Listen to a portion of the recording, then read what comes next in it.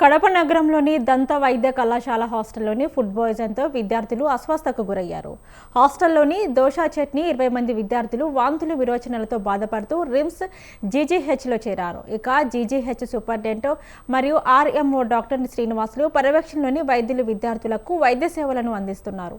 ఈ సందర్భంగా మాట్లాడుతూ విద్యార్థులలో ఎవరికి సీరియస్గా లేదని అన్నారు రిమ్స్ అధికారులు. ఈ ఘటనపై సమగ్ర విచారణ జరిపి చర్యలు తీసుకుంటామని తెలియజేశారు.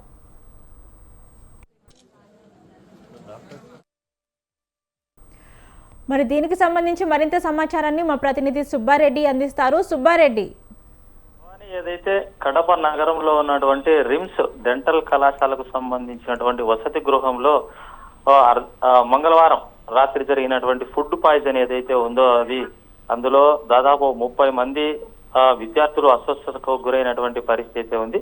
అయితే ఏదైతే వసతి గృహంలో మంగళవారం రాత్రి ఆహారం తీసుకున్నటువంటి విద్యార్థులకు అర్ధరాత్రి సమయంలో ఇద్దరు విద్యార్థినులకు వాంతులు విరేచనాలు కావడం జరిగింది.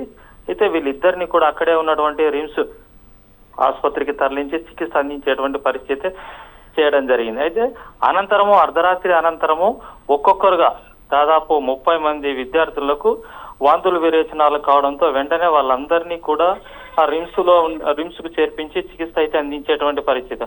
అయితే ఈ ఫుడ్ పాయిజన్ ఏం తీసుకున్నారనేటువంటిది అధికారులు స్పష్టమైనటువంటి వివరణ అనేటువంటిది ఇవ్వడం లేదు. అయితే దోశ తిన్నారని విద్యార్థులు అంటున్నారు. కాకపోతే ఆహారం తిన్నారా లేకపోతే దోశ తిన్నారా, ఇందులో ఏ దాంట్లో ఫుడ్ పాయిజన్ అయింది అనేటువంటిది అధికారులు అనేటువంటి వాళ్ళు కానీ అక్కడ ఉన్నటువంటి కళాశాలకు సంబంధించిన వసతి గృహాలకు సంబంధించినటువంటి అధికారులు కానీ స్పష్టత అయితే ఇవ్వడం లేదు.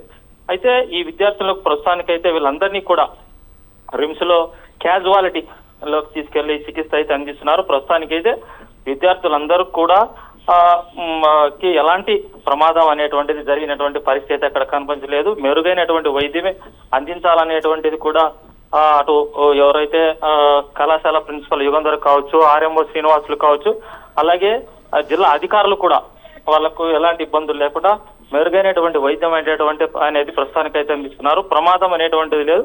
అయితే ఏదైతే ఈ ఫుడ్ పాయిజన్ అనేటువంటిది జరిగిన దానిపైన అధికారులు మాత్రం స్పష్టత ఇవ్వకపోవడం అనేటువంటిది ఒక విమర్శలకైతే తావిస్తోంది. అలాగే జిల్లా ఇన్ఛార్జి మంత్రి సవిత కూడా దీనిపైన ఆరా తీస్తున్నటువంటి పరిస్థితి కూడా అక్కడ కనిపిస్తుంది. అయితే ఏది ఏమైనా కూడా ఓవరాల్ గా చూసినట్టయితే జరిగినటువంటి ఫుడ్ పాయిజన్ కు సంబంధించి అధికారులు స్పష్టత ఇవ్వకపోవడం అనేటువంటిది ఒకటి. రెండోది దానికి ఏదైతే ఫుడ్ సంబంధించినటువంటి అధికారులు కూడా దీనిపైన ఇప్పటి వరకు అయితే విచారణ ఎందుకు జరిగింది, ఏ విధంగా జరిగింది అనేటువంటిది కూడా ఫుడ్ పాయిజన్ కు సంబంధించినటువంటి సేఫ్టీ అధికారులు కూడా విచారణ చేసినటువంటి పరిస్థితి అక్కడ కనపడించలేదు భవాని.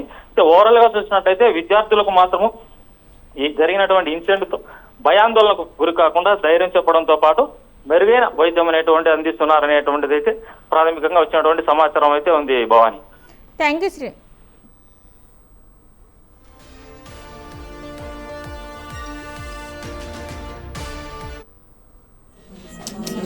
స్టేబుల్గా ఉండే వాళ్ళకి ఎందుకంటే తర్వాత ఎన్ని వస్తాయో తెలియదు.